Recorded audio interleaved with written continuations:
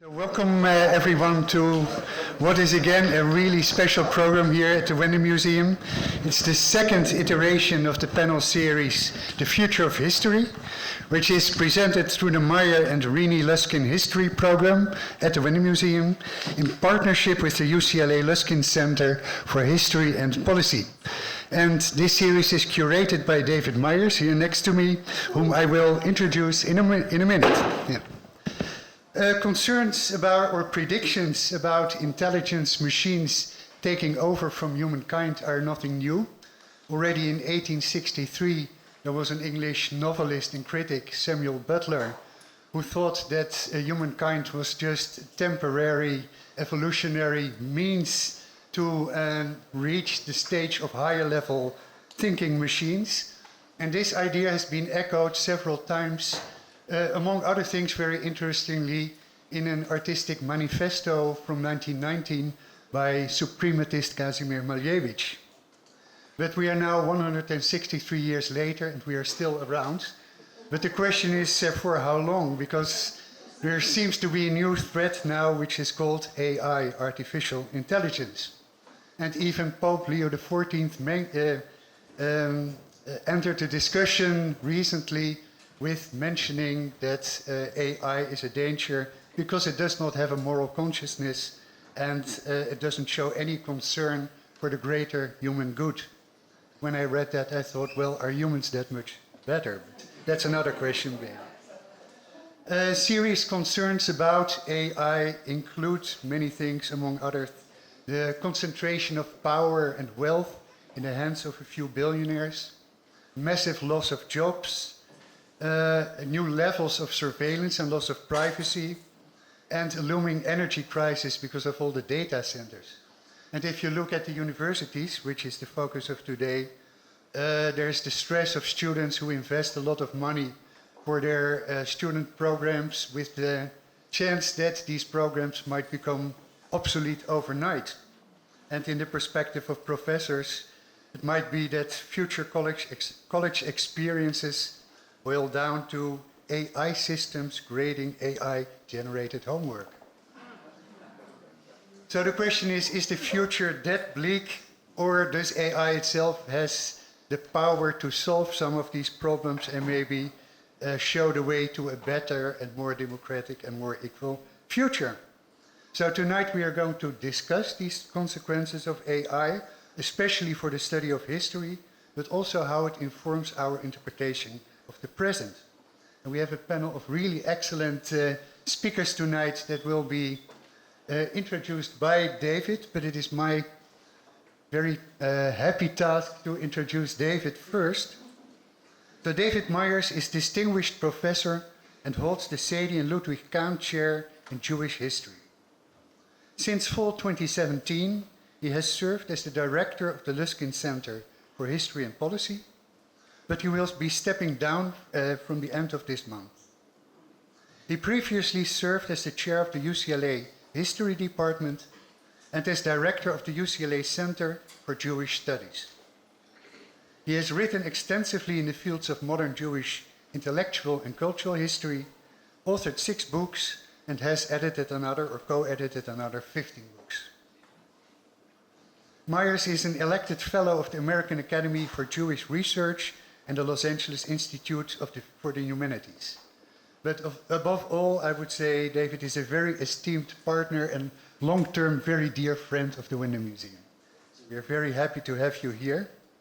After the panel discussion, there will be a Q&A, followed by a reception in the garden that ends around 8:15.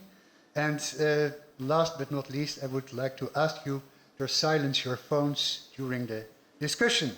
And for now, please give a very warm applause to David Myers and our panelists.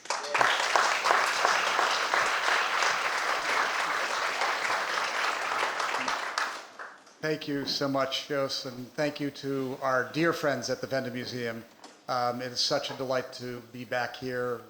Thank you all for making time to be with us for what promises to be a very stimulating panel. This, as Jos said, is the second installment of our series on the future of history, co-sponsored by the Wende Museum and the Luskin Center for History and Policy.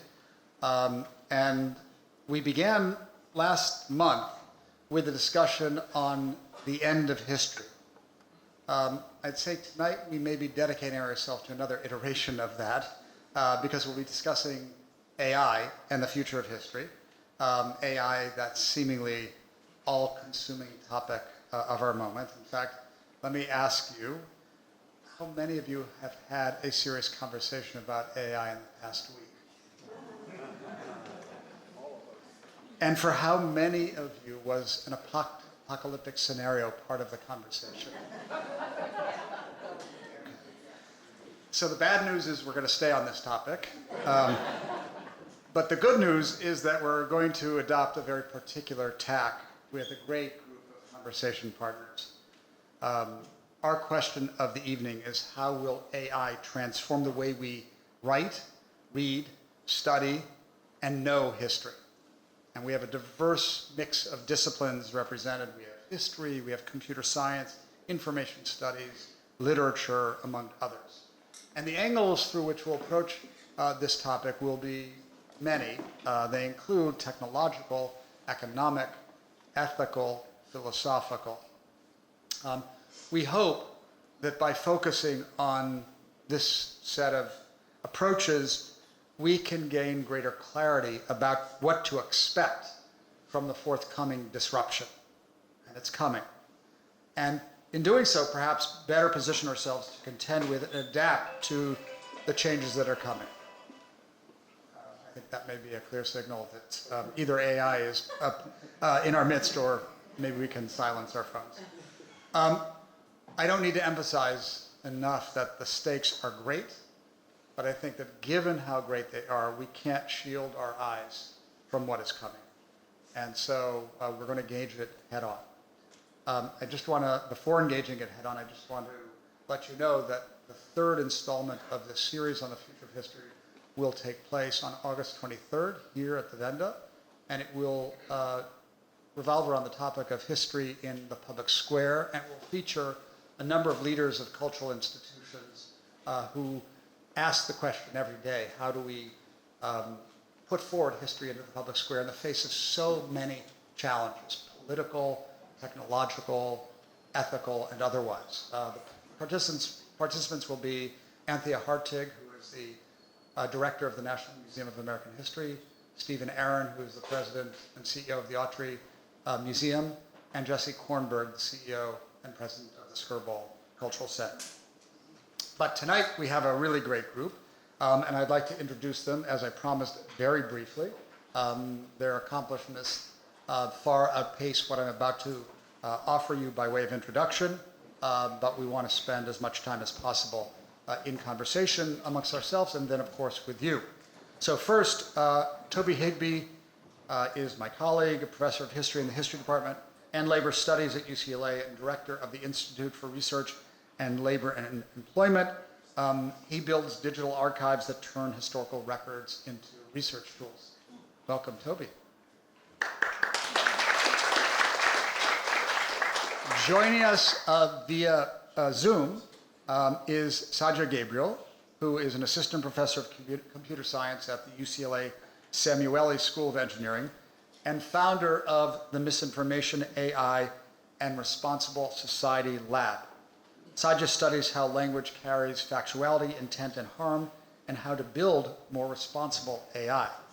Welcome to you, Saja. Cindy Anduin is assistant professor of information studies at UCLA. Her book, Bibliotactics, Libraries in the Colonial Public in Vietnam, was published this year, 2026, and it traces how libraries served as both tools of colonial control and spaces of public critique. Welcome, Cindy. And finally, Todd Presner, chair of UCLA's Department of European Languages and Transcultural Studies, I think for a few more weeks. Yeah, for a few more weeks. Todd has his hands in many things, including the large language lab at UCLA, which he directs. His book, Ethics of the Algorithm, Digital Humanities and Holocaust Memory, examines how AI is reshaping the practice of Holocaust history today. Welcome to you, Todd. Okay. So we're going to jump right in, and I'm going to present to you, all panelists, a question which I'd like you all to address in your own way, through your own disciplinary and epistemological lens of the way we process how we know what we know. And it is simply, what do you see as the key challenges and opportunities presented by AI? And where do you think the balance exists in this moment? So maybe let's begin. Saji, do you want to begin? Sure, I can start this off. You're first to the left of me in the list. Okay. And that's, I guess, the disadvantage of not being here, but I'm going to pick on you. Yeah, I wish I could be in person, but last minute my immune system had other ideas. In terms of opportunities, they're, I think, relatable to most people in the room. There's a lot of ways in which AI has cleared up banal everyday tasks that used to take a lot of time. We could think about something as simple as planning out a meal from the contents of your fridge. It used to be something where you had to turn to physical cookbooks, and then there was web search, and now AI will come out with a very neat plan for you just based on a single prompt. In terms of my own research, then we've been looking into a lot of ways that AI can help dealing with social crises that we're facing these days, like the spread of misinformation on social media platforms, and how that's taxing content moderators right now. They're not able to keep up with the scale of false content, and there's a lot of repercussions on those content moderators from being exposed to these narratives. And so AI comes in as a potential tool to actually detect or have mitigations to decrease the ability of bad actors online to spread misinformation. In terms of challenges being faced, so there's a lot of very good use cases for AI, but we have to take into account the fact that they're learning from human data, and so all of the errors and unsavory aspects of human behavior are also then reflected and sometimes amplified by AI. So we have issues with AI learning cultural biases, political biases, gender biases, racial biases that can then harm or manipulate users. And we have to take that into account when we're deploying these models, that the decision making that comes from AI, even though it doesn't come from a human, that doesn't mean that it's neutral. AI is not neutral. It's coming from some mixture of human standpoints. I think another thing to take into account is that a lot of times there might be over anthropomorphization of AI, where we think that we can say that AI behaves in a certain way that humans do, or we can draw these connections between human behavior and AI behavior. And there's a lot of ways in which AI is influenced by humans, as I said, and it's built from neural networks that are originally have this biological origin, and so it's copying this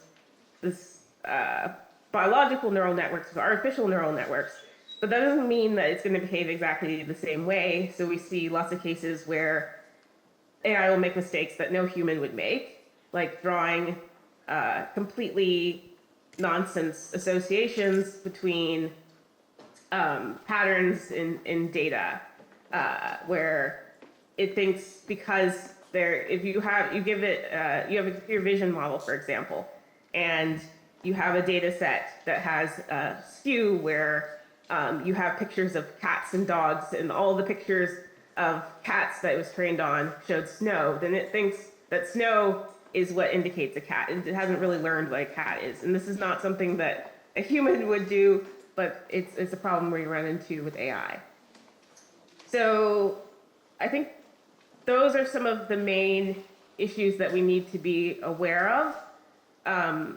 I think that it's inevitably becoming more and more a part of our society because of the benefits, and we shouldn't discount those benefits, but we should also be very careful in terms of the risks that have already begun to manifest, and make sure that we're not losing ourselves in the process. So we keep connected to what we like about ourselves as human beings and as a society, and make sure that we're not turning over too much control or becoming overly dependent on AI. Right, that's the question, and we're going to turn back to you to ask you what we can do to assure that that not be the case, and ask, in fact, even more basically, like, has that battle already been ceded? But thank you for really starting us off with such a comprehensive assessment of the harms and benefits. We'll turn to you, Toby. How do you see the situation at this moment?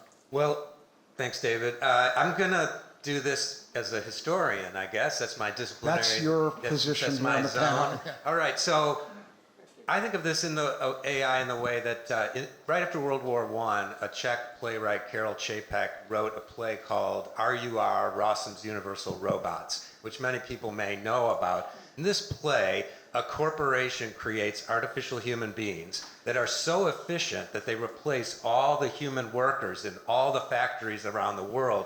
And after they prove themselves efficient, the humans replace all the police and all the armies with these robots. But the robots, they're a little inefficient, so they have to, tweak them a little bit. They tweak them by giving them pain, and so that they won't crush themselves in the gears of the factories. And when they do that, they then start to gain a sense of themselves as a class opposed to the humans. They gain consciousness. They organize an international of robots. And then they rise up against the human beings and slaughter all the human beings in the world.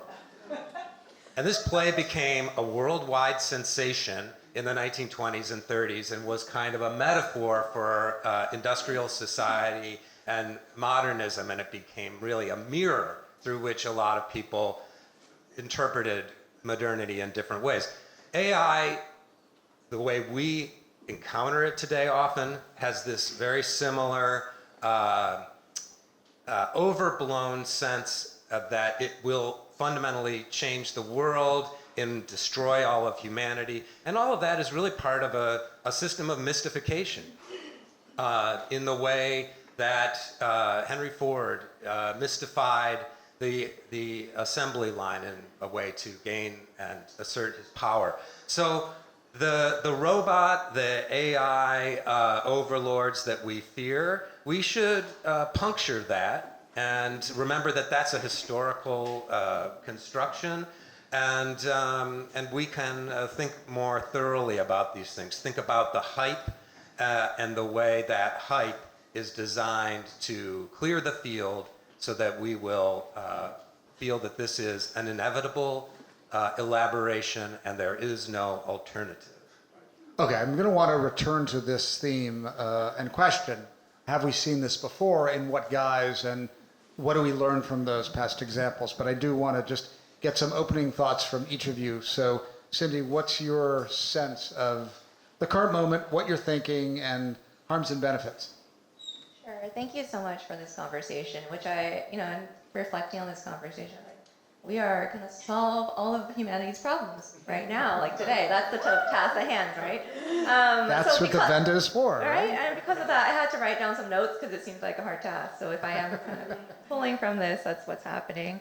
So I've been reflecting deeply about this, and kind of the core challenge areas is in 3 parts that I've tied it to, and it connects with some of the topics that were reflected on. And first is about acceleration. There's something happening about our relationship to time that, as a society, as how we're thinking about production and consumption, that is really distorting, because basically we're overproducing generic, homogeneous content through these prompts and what is generated. We're expected to consume this mediocre content, And what happens is people are not consuming or are suspicious of what we're consuming. That's a problem right now. We're not sure what we are consuming, right? We're losing agency in that production consumption, right? And it's happening because of this acceleration that is like through large language models and the amount of both textual, visual, video content that is now produced that is leading to a lack of just responsibility in that production line. Like it doesn't matter if it's, like, because the human's not even involved in the whole production line anymore, or the consumption line. It's just out there. So there's like this laissez-faire kind of responsibility or irresponsibility, right? So that acceleration is, I see it impacting so deeply both research, arts, media, and then how it affects kind of larger industries as well. And I'll get back to that. But like the big themes I'm seeing and the challenge is acceleration. The second one is distancing, and it connects to what Toby is saying.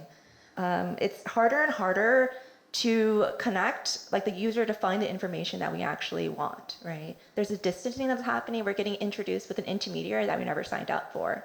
You're supposed to, instead of like talking to a human and asking a question, such as a librarian or a teacher, there is 3 levels of intermediaries. It is to ask the chatbot, right? And then you have to like reflect, is that chatbot accurate? And you're just perpetually in that system, right? Instead of getting I just want to make sure I information. understand. Distancing from human contact. Distancing from human contact and distancing from both what you were seeking in the first place, right? There's a distancing that's happening from the primary source, and I'll get to the history, from the data and from the information that you're seeking, right? And part of that distancing, it's intentional because a product is being served to us, and that is a corporatized product. So these large language models, and the inability to understand how they work because of kind of that's how they're sold. Is that like if we keep using this product, then kind of becomes this addictive sense. So in that sense, and the third space is there's this global political economy of technology. All of this technology is built on human labor, environmental impact, and taking culture and context out of communities and out of context, right? There's a political economy of how this, if we are just trying to find a recipe for dinner, it's actually built off of a larger global political economy that isn't harmless, right? It seems harmless, it seems small, but it actually is connected to this larger side.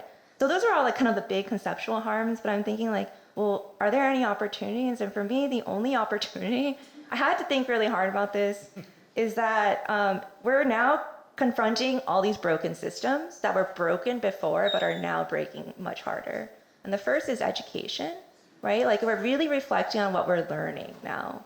And that's coming from like, as a teacher, thinking at my 5-year-old, thinking about the classroom, and then thinking just like, what is the process of learning look like in terms of assessment, and what does that cognitive process, what it means to fail, right? It's not about just asking a question and getting an answer. It's about everything in between, right? So that's like confronting that broken system. I just want to say, it really is true.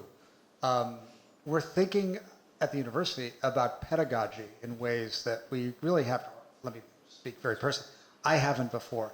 Because when you now think of what assignments you are giving students on the basis of which you will evaluate them, you cannot preclude from consideration the high likelihood that many of them will be conducted by AI. Like the vaunted research paper, right? I poll students at the beginning of my class. What percentage of students at UCLA do you think use AI to write papers, research papers? 85, 90%, students say. So we're now asking ourselves, what is an appropriate method of imparting skills to engage in historical research or evaluate students on the basis of their historical knowledge? And I have to say, it's raising for all of us these questions about, what is it that we're doing here? What is it we're trying to impart? What skills are we actually trying to share with our students? And how do we actually measure what they're learning? So I totally resonate with that opportunity, I guess, that sort of slight glimmer of hope that it's not all harm and no opportunity.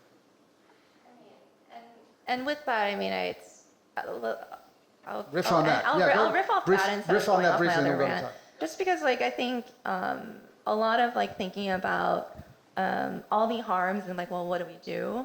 It wasn't for me. I navigated okay, I teach the students info literacy and data literacy, understanding how the systems work. But actually, until I provide some feasible alternative that actually is rooted in something that's desirable, like either joy or excitement. So I wanted to get the students back to the joy of learning, right? Like, and I feel like that is the compelling argument to make, right? It's not, it's sad, but it's like I told the students about all the harms that AI is doing, and like if you use it, you're like, it's all this negative, but it's not convincing in a sense because the product is so easy to use. It's like it's hard to not use it because it's built in all of our systems, it's built in our phones.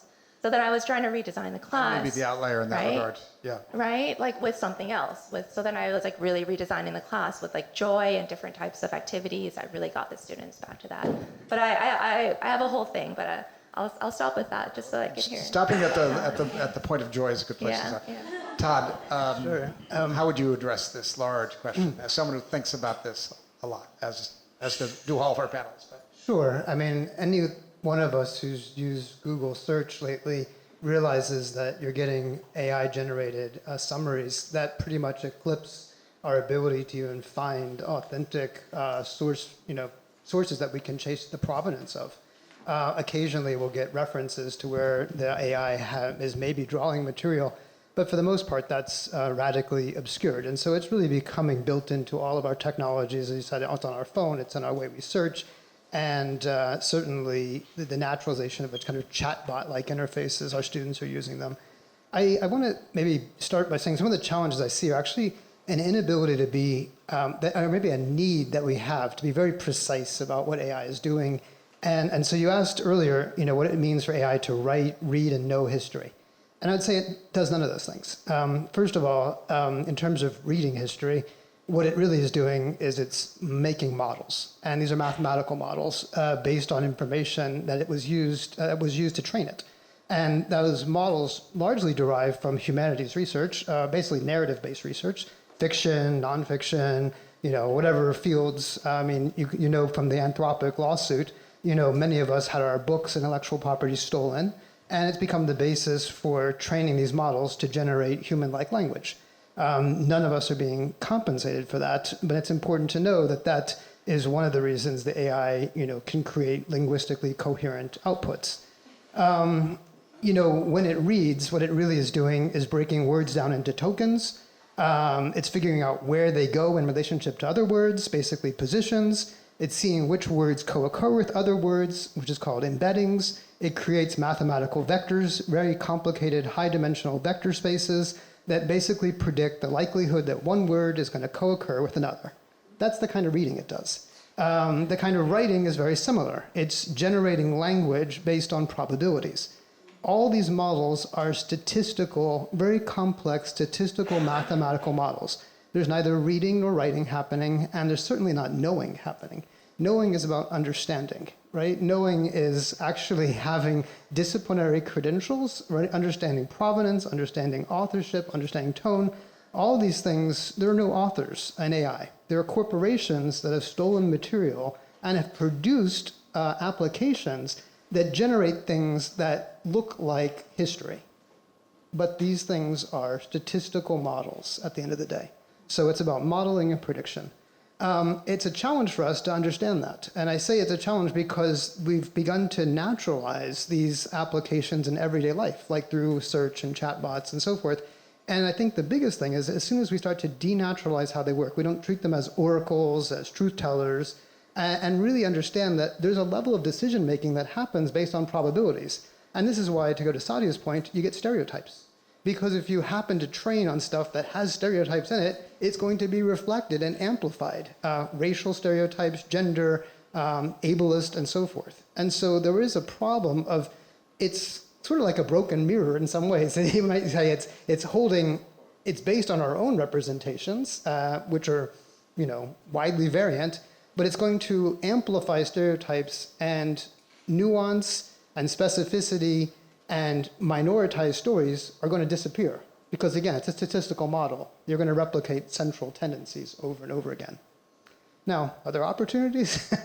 I think there are opportunities in other fields of AI, like machine learning, especially. So I think it's important to remember, generative AI is just one subfield of AI. You have deep learning, you have machine learning. And with regard to large bodies of material, tremendous number of source material, textual data, audio, visual, AI is able to do some remarkable things in terms of classification, in terms of generating perhaps metadata, translation, transcription, handwriting, detection, analysis. There's all kinds of really rote tools that are very time-consuming work that AI can very quickly address. And I think those are probably the biggest opportunities in areas I would call hermeneutical AI, basically a tool that's helping us to interpret things in the historical record. Right. So I want to pick up where you left off and really try to situate ourselves in the current moment and in a larger historical time frame to understand what is so distinctive about our moment. Cindy, you talked about acceleration, and the famous French historian Pierre Nora suggests that a characteristic feature of the modern period is the acceleration of time. So acceleration is baked into our very notion of what modernity is. And we have had other colossal technological advances, breakthroughs, disruptions in the past that have altered the way we go about our business, the way we think and write. And my earlier prompt, Todd, was to ask, how does AI affect the way we do those things, not just how it does it? So that's really the question I want to ask.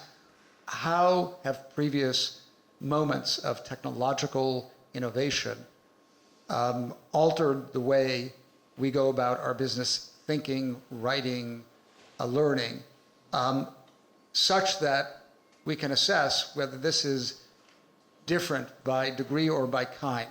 What are we, from an historical perspective, can you situate this current moment? Like, is it equivalent to the advent of the printing press? Is it equivalent to the advent of automation and industrialization?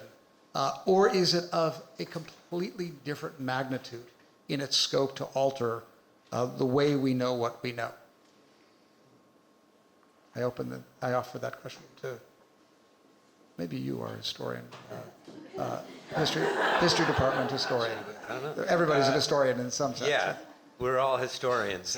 It's an interesting question. I mean, I think it could also be similar to maybe bureaucracy. I mean, AI is, or the thing that we're calling AI, and I think it's important, I always put it in quotes, so-called AI, because...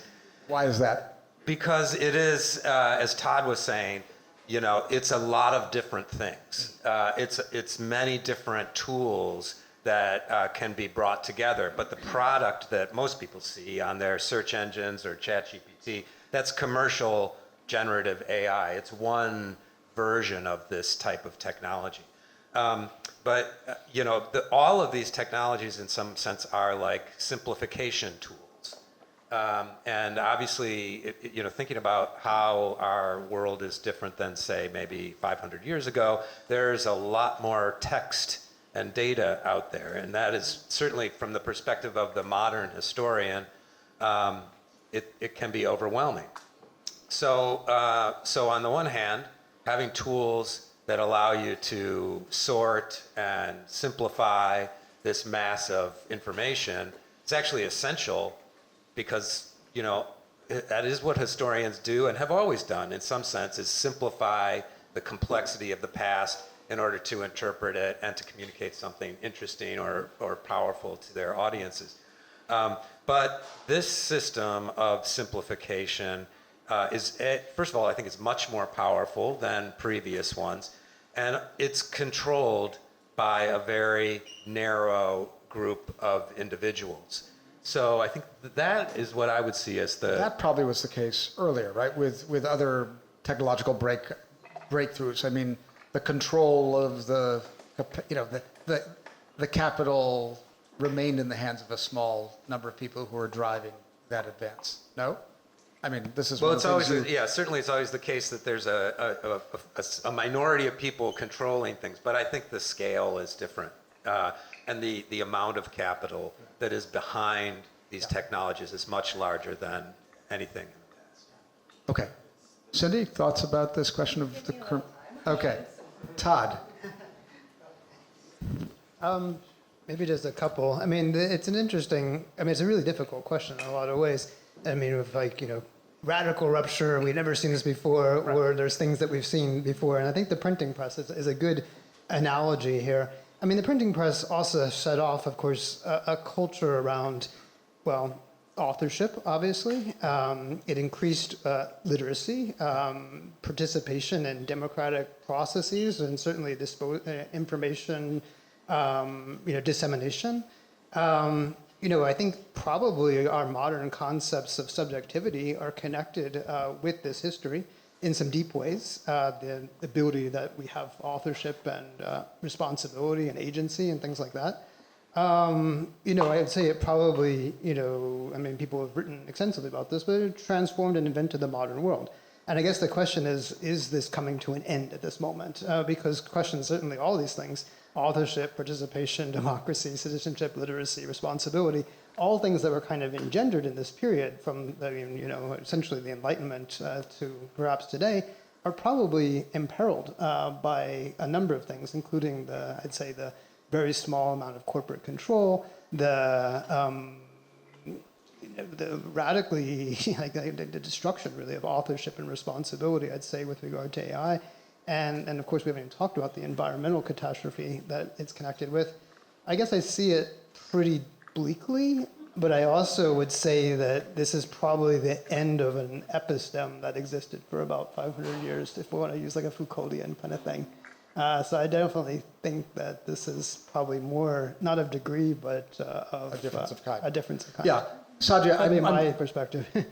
Thank you. Sajid, I'm really interested to hear your take. Although you're not a trained historian, you are a trained computer scientist, and you're very keenly attuned to the evolution of your field.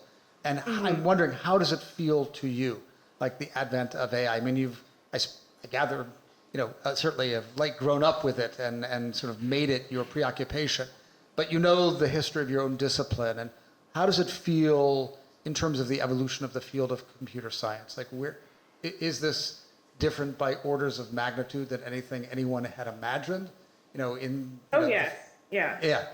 We're at a pretty unprecedented moment in AI and machine learning. So to provide some context, it was less than a decade ago that in natural language processing, my area of machine learning and AI research, then people were still discussing how do we make language models coherent. And then now we're at the point where we're trying to distinguish between interacting with a human online and interacting with AI model. So there's been a lot of progress, a lot of acceleration in the field. The peer review system has become overstrained in research, where we're seeing every single year there's thousands and thousands more submissions than there were the previous year. It's difficult to find people who can actually assess the quality of research papers that are being output. And a lot of this comes from this feedback effect where we've made progress in AI and then people are able to use that in their research, and there's more abstraction of computational tools than there was before. So before, when I was doing my PhD, then you would need to spend a lot of time hacking through software to actually deploy an AI model. Now people can easily just download the weights of these models from online repository like Hugging Face, and in 3 months they have a paper that's submitted to a conference. So I think that in some ways it's been positive in terms of there being more open access, more people being engaged in the process of research, but also a lot of negatives in terms of having this unchecked acceleration and not actually being able to keep pace with how the field is changing.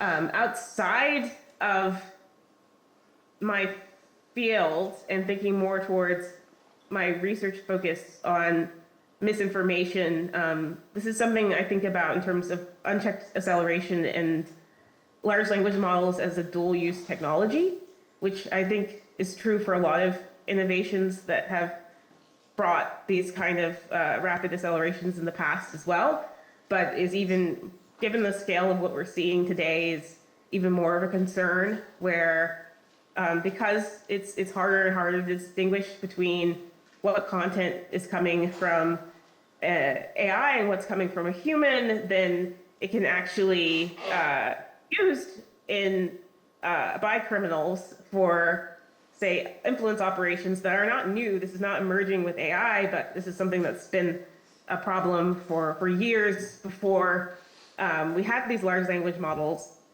but now is just so much easier to scale. So some of the work that I'm thinking about is the work of Kate Starbird at the University of Washington, where around a decade ago, they were looking into influence operations online, and finding that there were cases on these social media platforms where bad actors who are operating in countries outside of the US were infiltrating legitimate social movements like Black Lives Matter, and then trying to cause discord in those communities. And then this is something that we're seeing now of the same kind of influence operations, but now they have this tool that can generate content at this unprecedented scale, and it can be controlled in such a way that it can persuade people with a given agenda that those internet manipulators might have. And so, Right. So I want to pause while there. there hasn't been, I want to pause there and Okay. sort of insert a new factor into the equation, because you've talked about bad actors manipulating, and that's one Yes. grave concern. But in a certain sense, there's even a more basic concern, which is the fundamental amorality of AI. The fact that there is no ethical consideration that AI can emit. And this point was made very clear in sustained deliberation on AI and ethics by Pope Leo in his recent encyclical called Magnifica Humanitas, in which he distinguished between the creativity, the imagination, and the ethics of human beings and the kind of production that AI can generate. And I want to just enter that factor into our considerations. In addition to bad actors, there's that amoral quality of AI that is, at some level, so deeply unsettling. And I have to say that I shared with you a quite brilliant article that Todd and a team of his researchers produced called Uncritical Fabulation and Holocaust Vibe, in which the team looked at AI-generated narratives about Holocaust survivors, constructed, as Todd told us, on these probabilistic assessments of which words align with others. Like, that's kind of the epistemology and ethics of AI, to undertake a probabilistic assessment of this alignment of words. And at the end of that article, Todd and team offered this assessment. Large language models are, a term you'll have to unpack for our audience, uncritical fabulators of history that lack moral compasses or critical reflection beyond what has been imposed through guardrails or reinforcement learning. And I think both your text and the Pope's really point up. I often think of you in the same breath, yeah.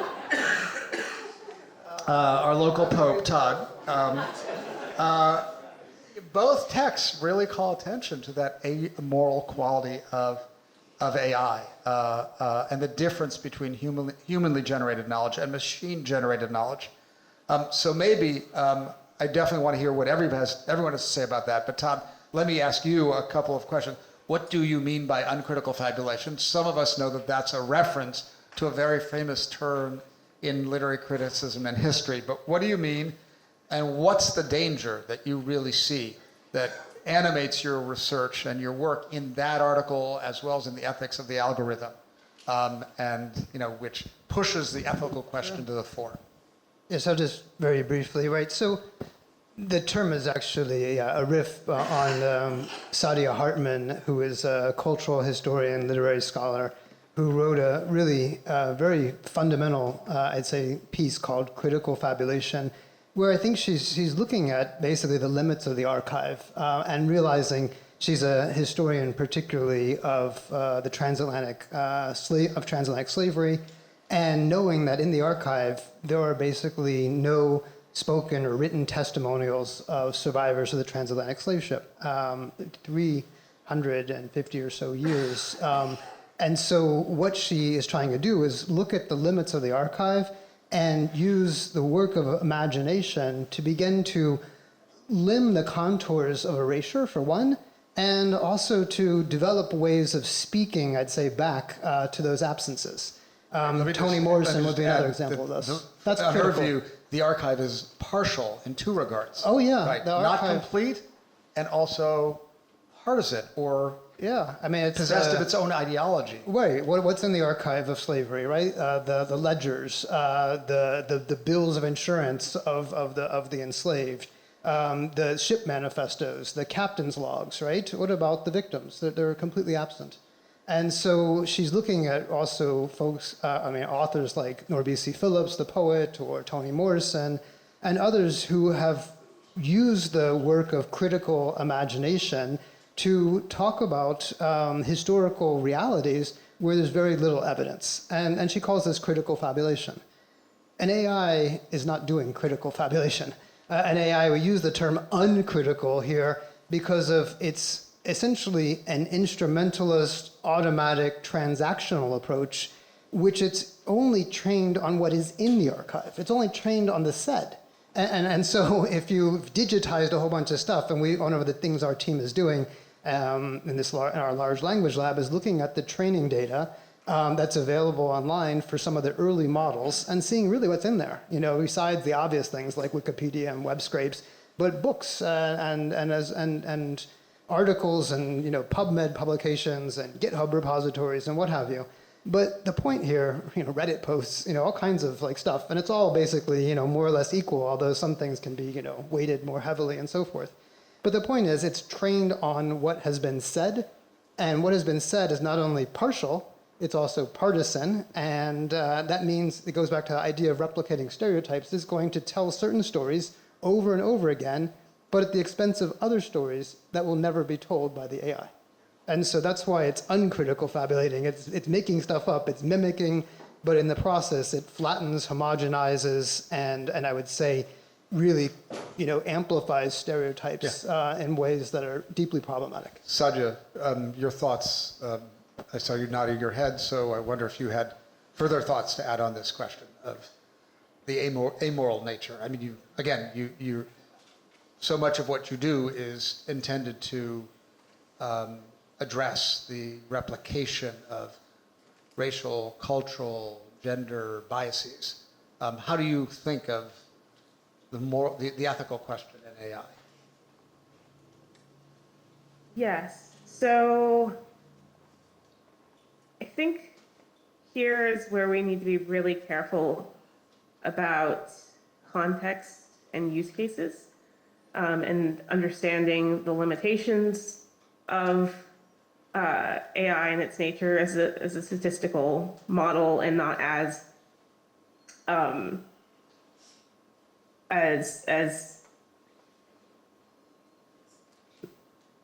equivalent to human thinking.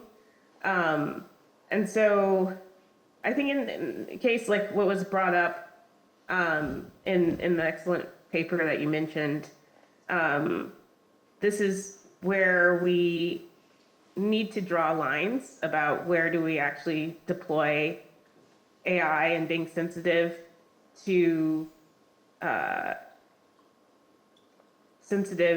people's experiences and to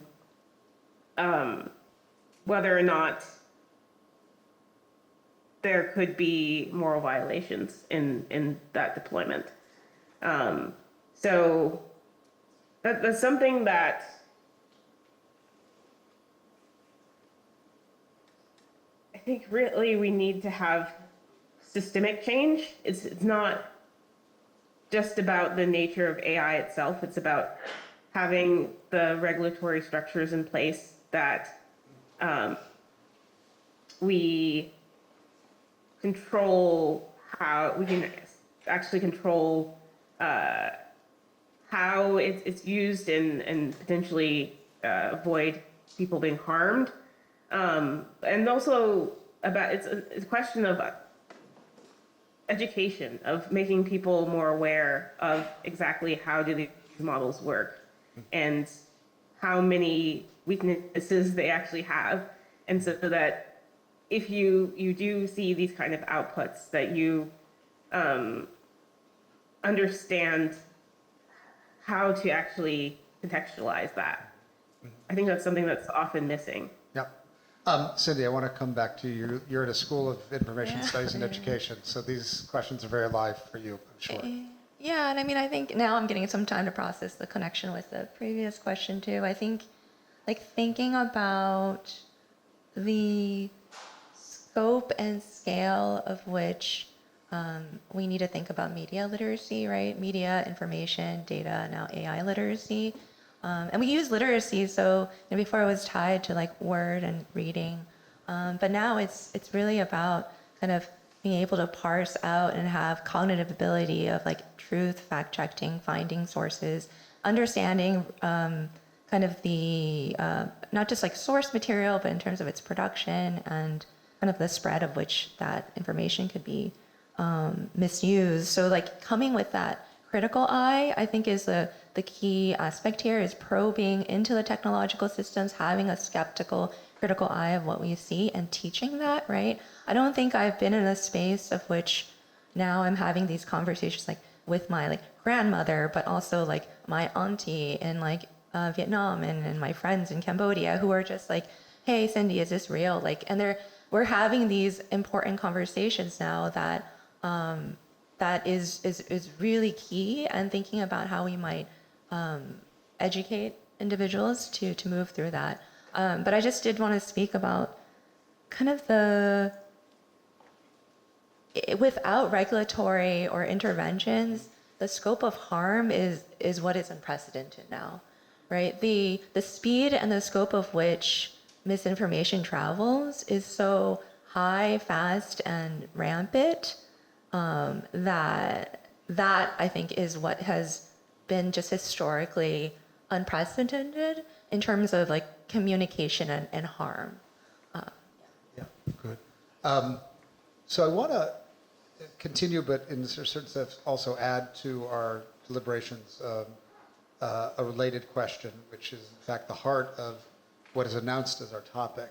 As we ponder the distinction between the moral potential of human beings and the amoral nature of AI, it really poses for all of us the question of what is it going to mean to be an historian in this era? How are we going to go about our work? And I want to turn to you, Toby, because I've always thought of you as one of the most admirably technologically sophisticated colleagues I know. I mean, I think of our late colleague Jan Reif as a real pioneer in thinking about new horizons in the digital world. But you've also, made use of technology in your work in ways that distinguish you from others. So when you think of your own vocation, what does it look like to you? How do you think basic ideas of proof, of evidence, of context, of facticity, of objectivity will be altered by this technological disruption? What does it mean for you? Well, so I've been thinking a lot about this question. History and the humanities and really many disciplines are very context oriented. We're not big data oriented traditionally. We're small data oriented, and we're qualitative, they're quantitative. Yeah, that whole idea. But when you think about the document that you find in the archive that was written by a particular person at a particular time and preserved by an archivist for years and years, and you're holding it in your hands. You're part of a relationship across time. So, that's always been one of the things that I've loved about the discipline is to be in the archive and engage that. And, as I was saying before, obviously we do engage in abstraction. Everybody does. That's a natural human activity. But the way that these tools, especially the commercial generative AI, operates, it's like, bringing a battle tank to, fix your plumbing or something like that. We really don't need that much firepower for some of these smaller things. And when I say smaller, I don't mean less consequential. I mean that they're not going to work to do it that way. So, yeah, I think it's an interesting question. Also, I've been thinking back about my early engagement. When I was a graduate student, I was briefly enamored with quantitative history, which, in the 1970s was a burgeoning field that came out of the new social history. And people were like, hey, we can take census data and turn it into, computerized data, and we'll be able to understand what ordinary people's lives were like because they didn't leave written texts. So we'll be able to use this data to, do a critical fabulation in a sense. And that was super cool, and I was going down that path for a while, and then I had a sudden sort of jarring realization, which is that all of this historical data was not gathered in ways that really make it subject to modern statistical analysis. Modern statistical tools require continuous data, et cetera. And so you have all this stuff that was gathered in super subjective ways that sort of in a way reflect what goes into these AI models because they're ingesting all the biases of the census takers and the shit posters. And, so then to create this as a quantitative thing, you had to create categories, and those are totally subjective categories. And then I started to realize, hey, the people who were collecting this data were dressing up like workers to pretend like they were workers so they could collect the data. This is not subject to data analysis. So that's kind of a long way around, but a personal story. So there's ways in which... The takeaway for which is what? The takeaway for this is that certain technologies bring the right tool to the right job, and then disaggregate this generative AI from the commercial version that you see online to the many things, kind of like what Sadia was talking about, machine learning or natural language processing, or even just, using Control F to find the word that you're looking for. There are simpler tools. We don't need generative AI for many of the things that we actually want to do. Sandy, jump in. Yeah, so I'm going to riff on the quantitative stage because I think in a way, I feel old school at being new school, and now I'm old school again because I'm back in the quantitative state, and I call myself a computational historian in a sense that I am thinking about kind of ways in which we could quantitatively think about pattern making. So, for example, I'm looking at a woodblock printed early 20th century encyclopedia. We don't know the authors. We know one named author, but we don't know all the contributors, right? And there's at least 5,000 drawings, associated captions. And I've been reading this. Slowly. I've been looking at the production. There are certain things that I Control F. I looked to look at patterns and themes, but now we have augmented Control F, which is word embeddings. Right, and looking at word embeddings, which is turning words into tokens and then mapping them to vectorized space, which laid out the architecture, then later fast forward into LLMs. But that's a very, very short history. But it's all part of this technology history, which is how do we think about kind of augmented ways of search and pattern making, right? And then, I can get into this, and I was like, wow, and then I could find all these connections across this, and then I was like, wait, what do I do as a historian? What was the question? And the question was, who are the authors? What are the certain stylistic patterns? And then as a historian, you're thinking not necessarily just finite specific questions about production, but what is the significance? What is it in context to other kind of historical production at that time? And what other types of questions may come out? So the intentional use of computation is what is key here. And I appreciate it just thinking about kind of probing the eye into the technology and the research design is key to this process, because then it's all alignment and clarity of tasks. And when I started coming into digital humanities, I was trained as a cultural historian of Southeast Asia.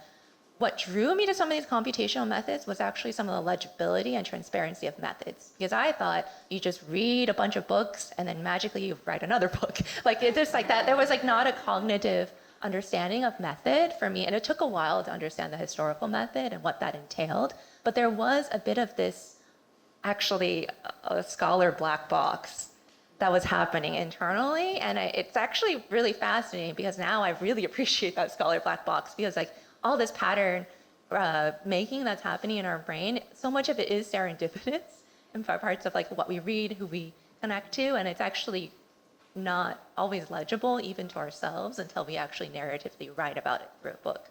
So that like task of maybe just kind of the takeaway to the role of a historian and narrative is that, I mean, for me, like I use a lot of computational tools for my research. I will not outsource my writing to Gen AI, because why would I outsource what is a gift, which is a gift of being able to think and write and clarify my ideas? Why would I outsource that to something that's mediocre, right? And take that away from myself. Good. Good. I'm going to ask one more question, then we're going to open up for questions from you. And the question sort of arose already in several guises. So AI is driven by the interests of big tech for profit purposes.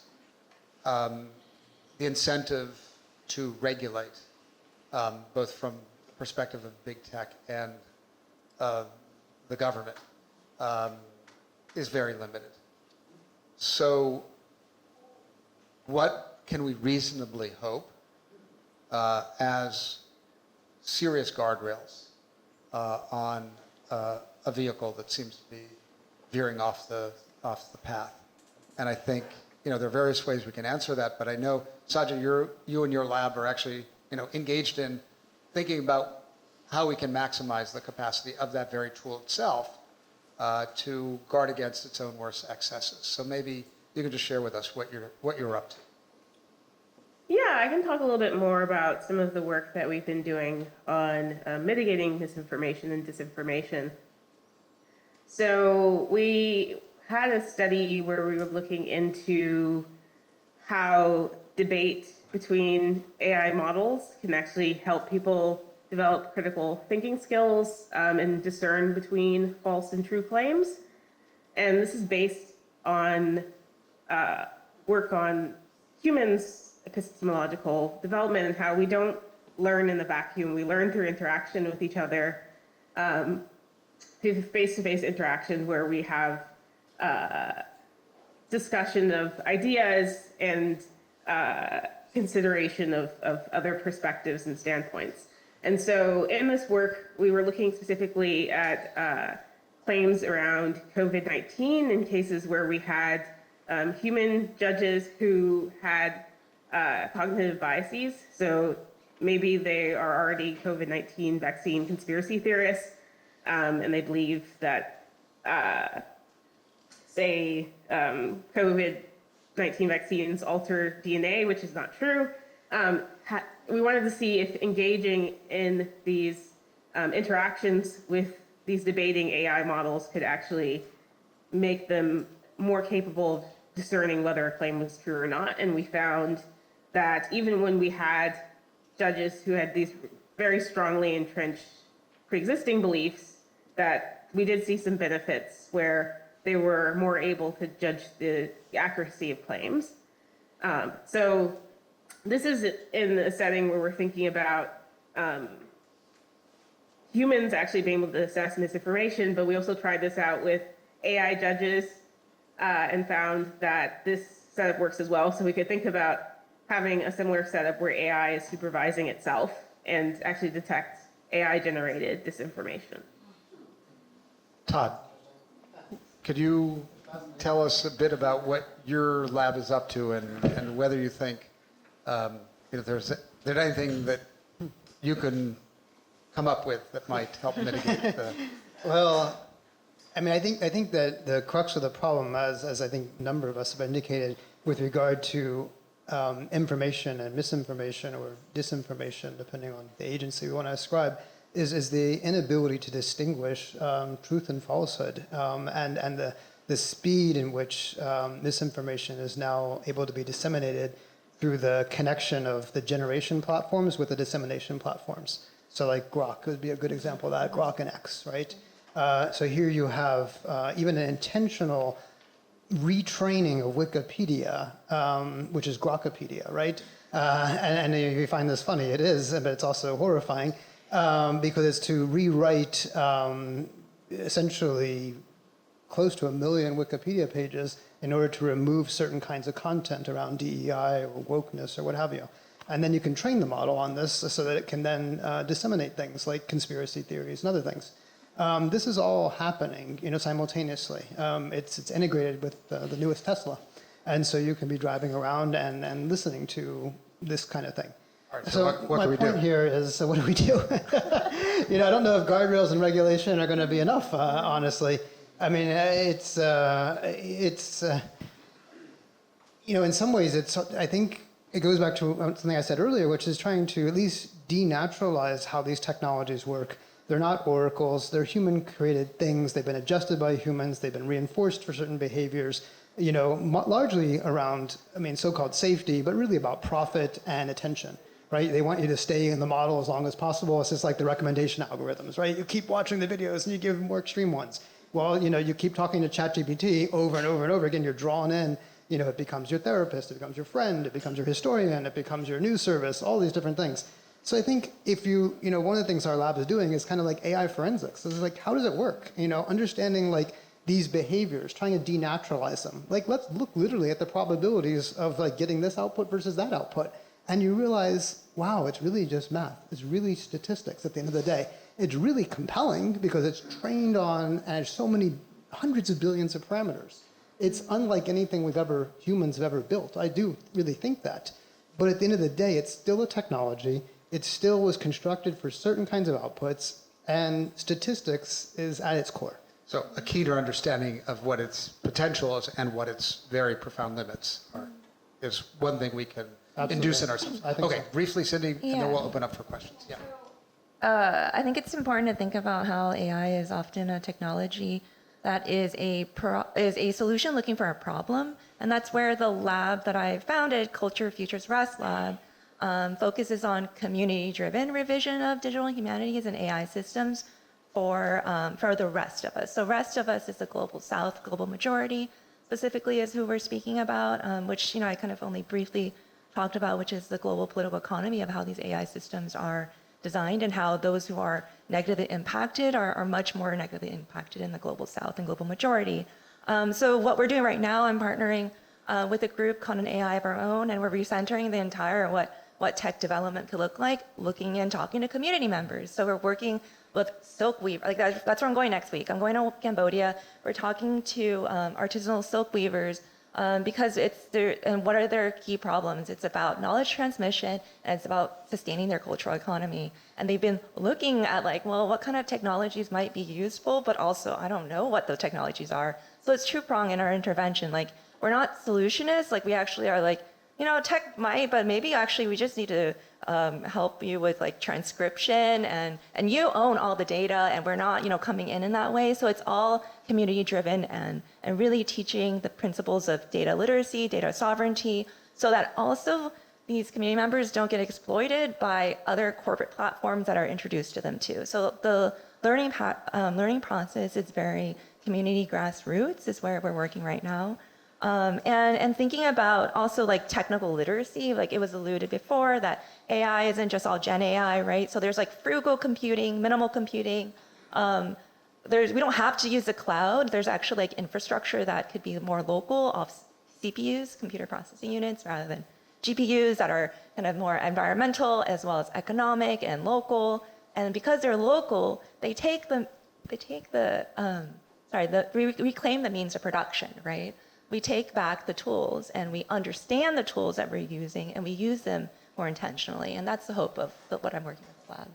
Okay, thank you all for sort of taking up the challenge of coming up with some ideas about what we might do so we don't feel completely helpless. Let's open up for questions. I think we'll take a bunch of questions at the outset and then we can respond to them. Yes, my friend here. I think someone's going to come with a microphone. I'm sorry, but I feel a little bit to represent the other side. I'm originally from Europe, came over 14 years, and we are spread out in 10 countries with my people. And we have the totally opposite experience what you have explained today. Besides, not only it's on the productivity side and on the efficient side, but it's more about how the work, the daily work becomes more joyful, more insightful, and for the people are much more communicating together. I think, I feel like it's like today in this audience, I felt the whole time I'm backwards. We have to go from computer to typewriter to handwriting. I'm not against handwriting, but it's not efficient when you want to communicate to 1 billion people, for instance. And I think the future of the history, what is really, it's changing rapidly in so many areas that is mind-blowing, and we have to learn to live with that. And I think, I don't know, I feel this was one side, the fear side, but where's the other side, for the history especially? Okay, I really appreciate your perspective. If I may, in my course way, I sort of follow the kind of popular division of doomers and boomers. We've heard a doomer's perspective, and maybe yours is the voice of a boomer in terms of thinking of it. Yes, please. Thank you. My question has to do with us, humans. And it starts with the premise that not all humans, when you talk about AI being unable to think because it's math and not having morality, well, that applies to some humans as well. And so we can't differentiate between what is AI and what is not on those criteria. And the other issue is that we're leaving out the fact that, at least in the United States, amongst US adults, 54% of us read at the 6th grade level or lower. Given that for basic reading and writing literacy, and understanding that for math there's even less facility and more fear, how are we going to go together in facing this new world with AI? Thank you. See, we have a couple of questions here. One and then two. I was thinking about the movie Matrix while you were talking. And what I think people felt was that it was okay to have a skill inserted into your brain as long as you still were in charge, as opposed to having a machine allowing you to use a skill which you were not really owner of. That was the first introduction to that idea, and the idea like King Solomon, when God asked him, what did you want? He didn't ask for riches, he asked for wisdom and knowledge. And so God gave him the ability to understand the language of the birds and the trees, as well as wealth and everything else, because wisdom was honored. So in the movie Oppenheimer, there's a statement attributed to Einstein in which he said, you can be sure anything that man invents will somehow be used sometime. And what has bothered me for the last 15, 20 years is that people were already debating the ethics of AI, and there were moments in time, and Sam Altman says that, there was a moment in which they knew they should not go any further, but commercial interests overrode that. So the genie is out of the bottle, and everybody's concerned about what AI might become. So how can we bring back that caring about the ethics of what we're using, whether it's a hydrogen bomb or a machine that we programmed? How do we get to that point where we're really taking this seriously? You had a question right behind.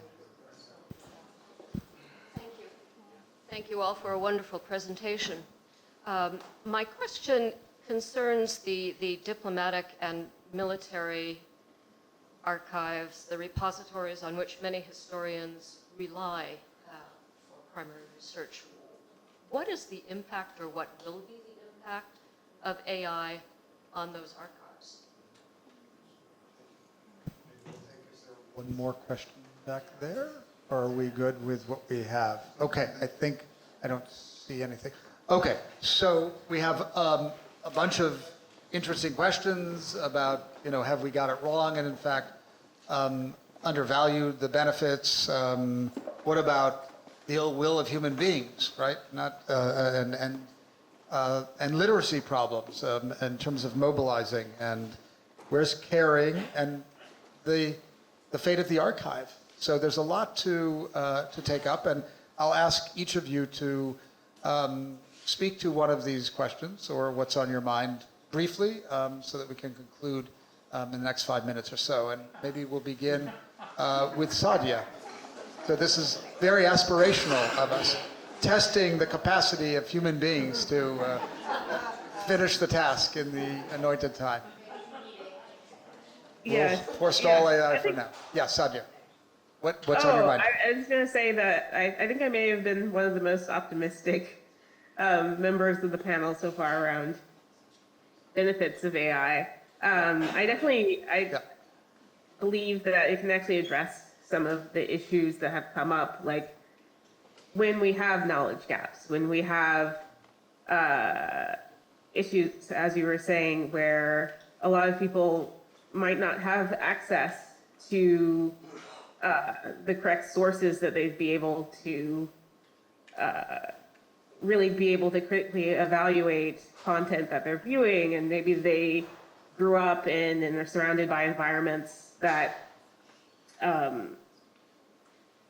are not very conducive to pushing back on, to encouraging critical thinking, to pushing back on certain harmful beliefs or ideologies. I think that's a case where AI can actually be beneficial in terms of breaking down those barriers that we have.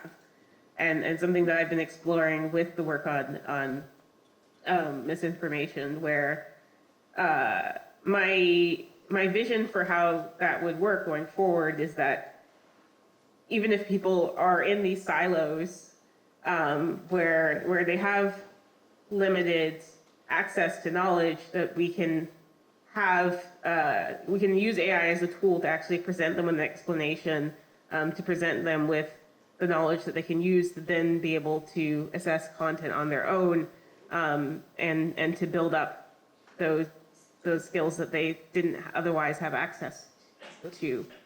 Okay, maybe we'll leave it at that, so we can have time for the others to speak. Okay, Todd. Okay, I guess I'm the doomer, right? My team's used AI actually a lot. And I mean, we've probably found some joy even.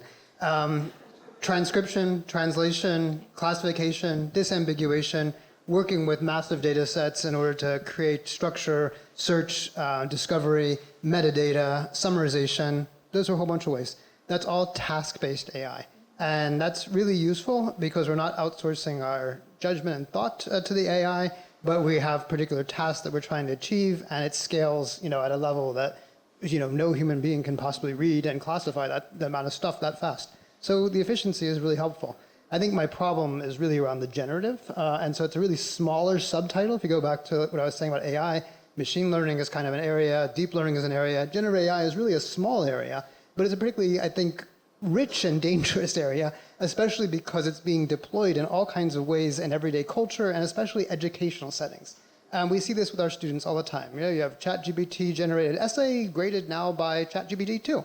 No one's learning anything because all cognition has been outsourced to the AI. this is a huge problem. And so maybe we need to readdress our educational systems that are not transactional. I mean, Paulo Freire talked about like a banking concept of education back in the 1970s. That's really kind of what AI is about. It's a very transactional approaches.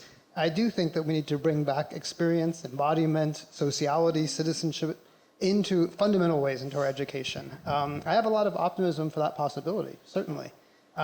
Those are also things that I don't want to outsource to an AI or outsource human judgment to an AI. Now, I'm not saying human judgment is perfect. It's not. I agree. I just want to flag that as well. I don't think your point was about whether humans can't think or do math either. And certainly one of the points I made about the training data is it's a reflection of human biases and I would say our own insufficiencies, right? And insofar as the AI is trained on those things, it's going to reflect them back to us. So there's a lot of work we have to do. There's a lot of work, I think, still done in order to build not only better systems, but also probably better communities and better educational experiences. Cindy. So plus one with everything that both Todd and Sadia just said, particularly speaking to the disaggregated ways in which we talk about AI, and that's what I was speaking about in terms of bringing it back to community members and teaching them and us and me as part of this in the technological learning process, is that we need to understand the systems rather than being just receivers of a product, right? And so in that element, I think that doomers or boomers debate is actually kind of a waste of time. Sorry, not this is a waste of time at all. But the fact that we get lost into is this going to kill us? Is this going to save us? Is actually, and maybe it's because I'm reading either too much Marx or too much Thich Nhat Hanh and Buddhist meditation and philosophy. It's just I'm moving it back to what it means to be human and reclaiming sovereignty of the present, right? And that ability to really transparently communicate either what we're learning, what we're doing in the classroom, what we're doing in every interaction is kind of moving us away from kind of the peril or benefit discussion into what can we do now? And it's what I like to do. I like to sit in those spaces of possibility, but you need to know, to sit in that space, you actually need to know the system, the harm that exists, so that we could organize and collectively do something about that. And it doesn't mean wholesale adoption or rejection. We can't reject everything if we don't understand what that everything even is. So to say oh, AI doesn't belong in the classroom is well, what are we even talking about in terms of AI here? And then, so really getting the students, all of us involved into legibility around that conversation, whether it be for research, community design, in terms of teaching as well. And I think giving us that agency back. When I say reclaiming sovereignty in the present, it's all about agency in making decisions that we actually fully understand. And I see that as a literacy question, to actually, be literate and understand and make choices on your own with the skills and the knowledge that you have is a human good and a need these days, and it's also a collective good that we as a society need to facilitate. Toby. So well said. To echo that, the doomer-boomer debate, so-called, is really a single mystification designed to, obscure what's going on. There's a lot of different things going on, as you've just heard here, but I guess from the labor historian perspective, I just want to share an important one, that in the United States today, the AI systems are being used as a labor disciplining mechanism, both ideologically, to tell people that there is no choice, that this is the future, and directly to displace workers, whether or not it's going to be more efficient. That's happening right now on the UCLA campus, where our leadership is eager to displace the teaching assistants with AI chatbots. Why? Save money, So all of the underlying, all this incredibly rich debate and discussion about what technology is, how we can apply it to history is really important. But and in the here and now, we had to respond to this labor situation. And there are a couple of things that could be lessons that could be taken from the past. Unionization. When workers unionize, they can write restrictions on these technologies into their union contracts. That happened all throughout the industrial era. We could tax the AI corporations much more heavily, redistribute their wealth and power so that they wouldn't have as much control. And we could elect people where we still have the ability to do that, to pass laws and, restrict what these corporations are doing in negative ways. And that would probably allow us to let these more advantageous elements of this technology evolve in a healthy way. So I wanted to just, we'll conclude in just 30 seconds, but I just want to echo back some of the things that we heard in this last round in response to your questions that might be things to take away. One, the good versus bad or boomer versus doomer dichotomy may not be the best way or the most productive way to think of what we're facing, because it's much more complicated than that. And it turns out that as we engage in that sort of calibration to figure out where we are at this particular moment, we do have a measure of agency. We are not completely free, devoid of agency. And one of the recurrent words that was so striking to hear in this conversation that we might bring along with us as we assert our agency is joy. It was surprising that it came up on numerous occasions, but I think it reflects the degree of animation of this panel, which has been such a stimulating group to be in conversation with. So please join me in thanking you.